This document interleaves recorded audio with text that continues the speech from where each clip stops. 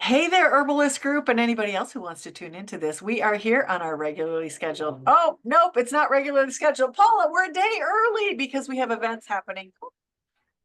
Very noisy cars today. We have events happening on Thursday, so we're a day early. You get a bonus day or an extra day to think about what it is that we're talking about on the Plant Power Half Hour. Thank you, everybody, for joining us and listening in.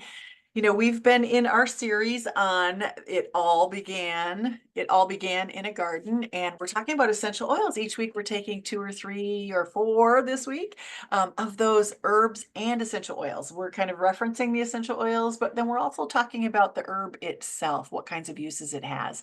And this week, do you want to kick us off? What are we talking about this week? We have 4 of them. Yeah, we're having a fruity day. We're going for all the citrus fruits today. Not all of them, just 4 of them. But the citrus fruits are just uplifting and happy. Like this is like the little boost we all need to start the day. And they combine so well with everything else. I always tell my friends if they ever have a particular scent or a blend that they're not 100% in love with, just add orange, just add a fruit. Like it just lifts it up, brightens it, softens it, and just makes it more appealing. So the answer is just add orange whenever you're putting something in your diffuser to get things going. But fruit, oh, such a big difference in boosting your mood. But you have to be careful. Fruits can be, well, first of all, let's talk about where the oil comes from with fruits. Okay. It's not the juice. It's not the pulp of the fruit. Where does it come from, Lisa? The rind. We cold press the rind to get the essential oils out of it. Yeah, such a different aspect of it. But if you think about it, it makes sense, right? Think about when you're peeling an orange and that little squirt comes up in your face. Sometimes that's from the actual pulp, but most of the time that's coming right from the peel. Right under that top layer is where the potent essential oil is derived from. So when you think about a recipe, what about zesting a recipe? We're using that high potency right from the zest, right? I always wondered about that. It's like, why is there a lime peel in my gin and tonic? I don't get this. Why is there a lime? Because sometimes they'll just use the peel, not the whole, like the juice, the pulp piece of it underneath. Yeah, yeah.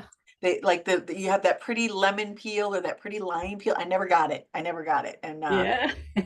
now I do. I mean, I've known for a while, but yeah, that the potency of that essential oil is what they're going for in the drink. And now I just take out my bottle and I carry my lime with me because I like gin and tonic with my lime. So I always have my little lime vitality bottle with me. Yeah. It's such an easy one to add to water. It enhances water. It just helps bring it up to be more beneficial so that you can have a different flavor, but it encourages you to drink more water too. Plain water can get kind of boring. So this is a good way to jazz it up a little bit, make it more appealing. And I don't, people always order water and I'll have lemon in mine. It's like, I don't want, I'm sorry. I'm a germaphobe. I don't like cooties. And so I will never, ever, ever order lemon or lime in public spaces because I don't know if they wash their hands. Oh, they're just touching the rind when they're cutting it, or they're just touching the skin of it, the outside of it. It's like, yeah, and then that ends up in your drink. But did they wear a glove? Did they have clean hands? So I carry my own lemon, lime, tangerine. I have peppermint. There's 6 oils that I carry in my little thing. It's always in my purse, and so I always have my flavoring for my water. And I like it better. I don't like the floaties of the inside of the lemon or the lime where it creates floaties and then I get a chunk in my mouth and then I freak out that, oh, there was a bug in my water. So yeah. Okay, we're telling on ourselves today, Paula, but I do Oh, prefer the essential oil in my water or any beverage for that matter versus mhm. versus floaties and chunks. Yeah, yeah. So amazing to have that tiny boost with only a drop. You know, citrus oils come out really fast. So when you are tipping that bottle over, again, this is one where I just let it like barely hang off the edge. And as soon as it's hanging off, I'm already lifting it back up.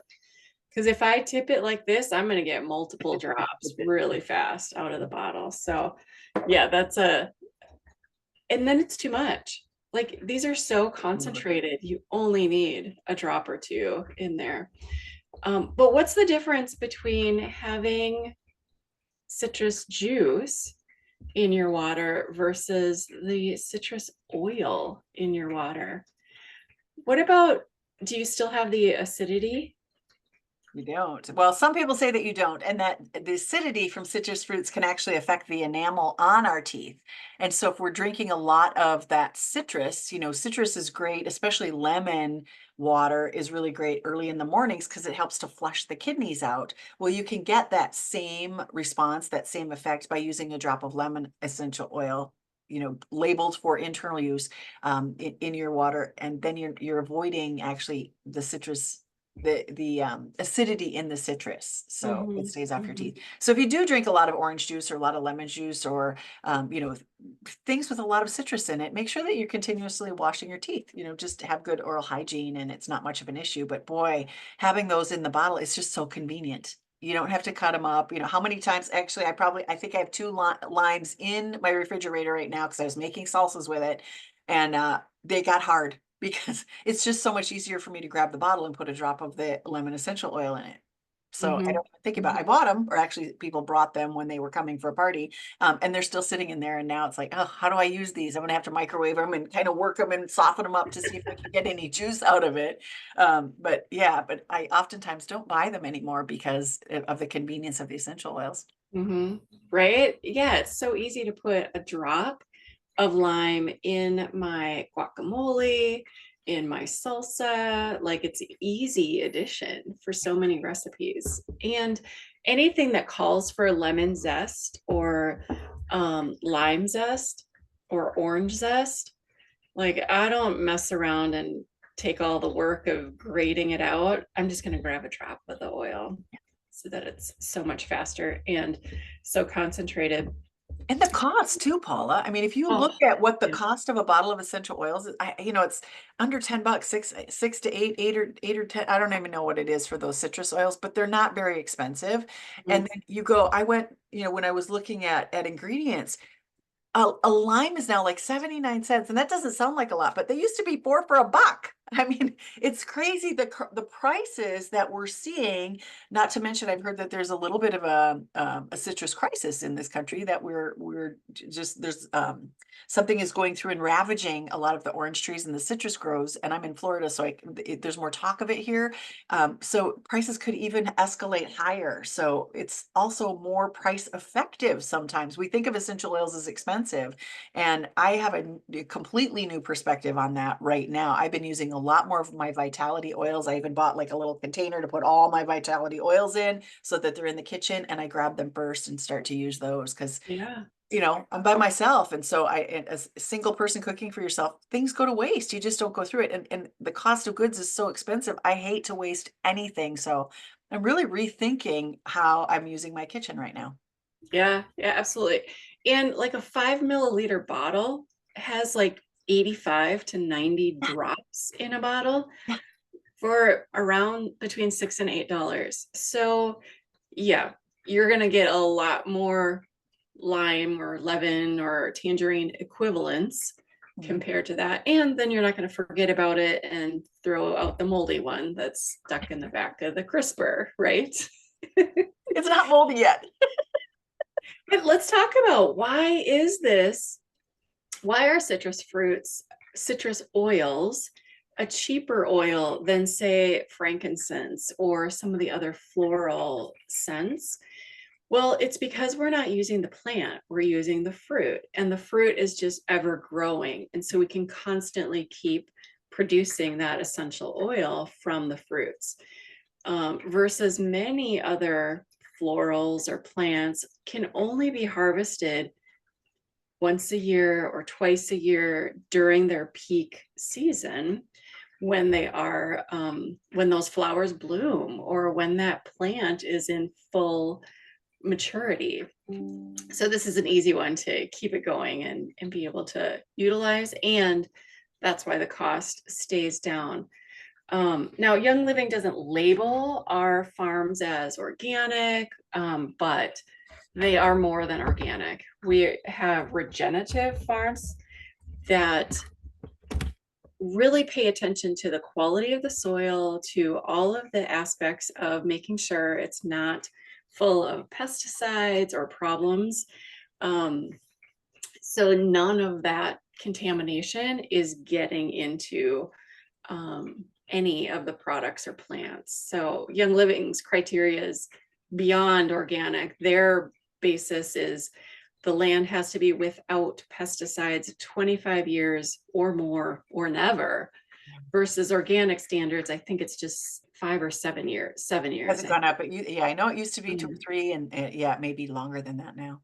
Yeah, so they go even beyond that, as well as taking care of the soil, making sure that they're putting crops with it that just naturally help give that tree the boost of nutrients that it needs, and so much more than that. But I want to read to you the part of Dawn Camp's book where she really talks about the olfactory optimism. And this was my favorite part about the citrus oils. She references, have you ever noticed that optimism is influenced by our mindset more than our circumstances? We all know people who have very little from a worldly point of view, but they live joyful lives, while others who appear to have it all are depressed or miserable. I underline that same sentence in mine. That's so funny because folks, we don't talk about this ahead of time. We each have the book and we just show up with our own perspectives. And I underline that same exact sentence. That's funny. Yeah. So she says, clearly, joy comes more from within than without. If we allow our relationships and our circumstances of our lives to define our outlooks, it doesn't take much to knock us down. The world can always do that. When we focus on God and our worth in Him, He fills the places in our hearts that the world never will. We can learn a lot from contentment from these words from the Apostle Paul. And this is from Philippians 4:11 through 13. I have learned in what state I am to be content. I know how to be abased, and I know how to be abound. Everywhere and in all things, I have learned to be both full and to be hungry, to both abound and to suffer need. I can do all things through Christ who strengthens me. We don't need to rely on the world for our joy. We have God within us and the good gifts He gave us, including essential oils, at our disposal. Seek peace in Him and let tangerine's sunny scent boost your mood, calm your mind, and restore your optimism.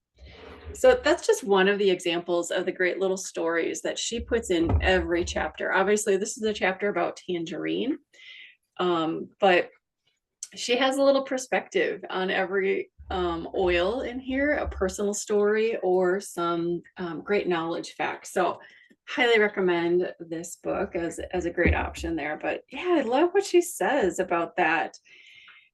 We do need to find the joy within.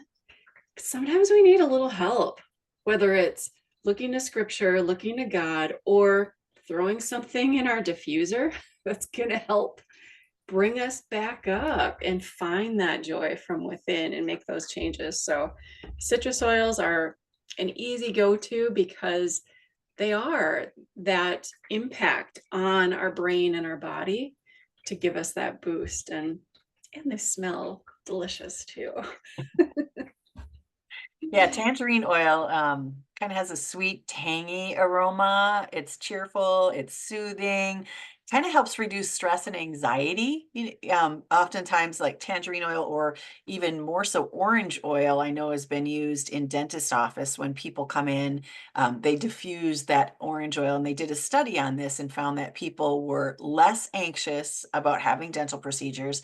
They needed less anesthetic or anesthesia or less numbing agents and things when they could be calm because their body wasn't overproducing the hormones when they're nervous. So when they're calm and in an easier state of mind and prepared for that, it can shift how quickly they recover and what it takes to actually get the job done. It's interesting. Orange oil is listed as an aphrodisiac. So when you're adding orange oil to everything, and all aphrodisiac means is it doesn't, it doesn't have to be sexually related. It's more of a mood, a heightened, elevated mood of joy and happiness and levity and flirtiness. So when you think of adding orange oil to those things that are kind of stinky, those oils that maybe don't resonate with you, it has a direct effect on the parts of the brain that lift our mood, that energize us, that give us that elevated spirit. So how can you use tangerine and orange oils in your everyday life to get to experience that? Like you said, give you that little added boost that you might need on a low day, a day when things aren't quite the way that you expect them to be. Yeah. The other citrus fruits I tend to use during the day. Orange is the only one that I will add to the diffuser at night. Oh, interesting. Especially if it's like cedar wood, because that's kind of so earthy. Adding some orange kind of lifts it up. But because orange has that relaxing property to it versus the other citrus oils, for me personally, I find they are uplifting and energizing versus orange is a little bit different. It has that calming, happy effect. So I always, as I'm putting it in my diffuser, I'm just thinking happy dreams, happy thoughts, like waking up happy tomorrow is part of the intention when I'm using orange overnight as well. Yeah. Or And those two are, it. yeah, those two I don't use in drinks either. Like I don't use in my water bottle or drinks or anything else. Where grapefruit and lime, I do. So that's interesting that you said that. Like you find different places where you start to use them and what resonates with you. Now, some people might like orange or that dreamsicle kind of flavor, but nope, that's too overpowering for me. Plus, with grapefruit, supposedly it helps to slow the progression of weight addition. I'm not saying that it's used for weight loss by any means, but it has an effect on an ability to reduce the way that we gain weight. It kind of blocks that weight gain. Yeah. So I use that in my water a lot. And then for cocktails, I like lime. So I do use those in my drinks. Yeah. Yeah. Orange, tangerine. Have you ever tried it in yogurt? So I usually buy plain yogurt. Yeah. Because I don't want the extra sugar from the ones that already have the fruit mixed in. But just putting a drop of orange or tangerine in your yogurt just gives it that refreshing boost. But yes, I love lime in my water. That's always my first go-to. I also have a mini dram of it attached to my purse. So that's the first one that usually gets emptied on my bag because I'm using that one as my first go-to. And we talked about that for guacamole and salsa. But even for making mocktails with that, it's fabulous with just some fresh mint from your garden, muddled in the glass with some plain sparkling water and a couple drops of lime. Just gives you that refreshing mojito mock version. Yeah. So that you can have that uplift. I'm a cheap date because I, with drinking and driving, and I was hit by a drunk driver at a young age. I'm very opposed to drinking and driving, even one cocktail. So I do soda water with lime in it, and it's my faux gin and tonic. It's mostly lime. You just taste the lime, but I get the bubbles from the soda water and no calories. So yeah, soda water helps incorporate it into the oil into the water a little bit better because the bubbles tend to help keep it suspended. Yeah. So my little tip for when you're putting essential oils in water, of course, oil and water doesn't mix. The oil is eventually going to float back up to the top, even if you've stirred it. So what I love to do is get my ice, drop the oil on my ice cube, then fill my glass. So when you're filling a glass, it's kind of bouncing around, the ice cube's bouncing around, the oil's bouncing around, it's moving and incorporating into the water a little bit better. So I find it stays suspended a little longer. But if it does float up to the top and that you get that first gulp of a big flavor, that's okay. It's not going to harm you. Um, Otherwise, I love to keep stainless steel straws or glass straws so I can give it a little mix in there. Oh, we didn't talk about safety of when putting it into a container. And So sun safety, container safety are both we need to have. yeah. So you don't want to use citrus oils in plastics. They will deteriorate the plastic. You get plastic components into the water. You really want to make sure you're putting it in stainless steel, glass, or ceramic. Those will not absorb the oils, and then you'll be able to continue to have that safely in your drink. So don't be sticking it in your plastic water bottle. In fact, don't use plastic water bottles because those they're not good for our health. There's something called xenoestrogens that can get into our bodies, into our systems. When water is sitting on a freighter or it's sitting in a, a big semi truck baking, getting hot, and those plastic bottles are heating up, and then that water is kind of being infused with those plastics. So if you can avoid plastics altogether, that would be preferred, but absolutely don't use your essential oils in anything containing plastic, and don't drink your water through plastic straws if you're going to use essential oils, as Paula said. A glass straw or a stainless steel straw would be preferred. Sun sensitivity, when we use those essential oils, if we're going to put them into body care, a lot of times you'll find them in skin creams, facial care, things of that nature, or you may even choose to use something like a bergamot, which is in the citrus family. You'll use it as a perfume. I did that, and I had this nice, beautiful brown streak along my neck where I had applied that essential oil because it can cause sun sensitivity, or what that really means is it turned the color of my skin darker where I had put that because it was more sensitive. It kind of changed the skin color, but it can burn you. For me, it turned brown, but for some folks, especially people who have worked with limes, people in the lime field, they have long sleeves and gloves and they wear masks and hats, and they're really covered when they're picking limes because as they twist it off the vines, sometimes that essential oil gets released, and people have been known to actually burn their skin from overexposure to the sun and that essential oil on the skin when they're picking those limes. So be very, very careful if you're going to use it on your skin. Put it in on places where the sun doesn't shine, whether it's the bottom of your feet or somewhere under, where it's hidden by clothing. If you're going to use it in skincare or body care, or use it at night and give yourself 12 hours before you're going to be out in the sunshine so that you're using them safely. Do you have any thoughts on other ways, other safety issues around using citrus oils? Yes, be sure to check your blends too. So any blend is going to have a list of ingredients there. So Stress Away was my absolute favorite when I first started with oils, and I was wearing that as my perfume all the time. And then, in Minnesota, a March, April, May day, I can't remember when it was, but it was early spring. I was outside for the first time. I was in the sun for a while, and yeah, I had the same thing of this big, like, rashy reaction because I forgot there's lime in Stress Away. So pay attention to your blends. But overall, if you're going to be out in the sun, just put it where it's not going to be exposed to the sun, or pay attention that you're not using it during the day. You can use it maybe at bedtime when you're not going to be out in the sun for another 12 hours. Depends on the person though. Some people maybe 24 hours for sun sensitivity. So pay close attention to that for sure. Beautiful. Any other thoughts? I just love these citrus oils. I just find ways to use them throughout the day and throughout the week and throughout the night. Like they're so easy, they're so affordable and convenient for everything.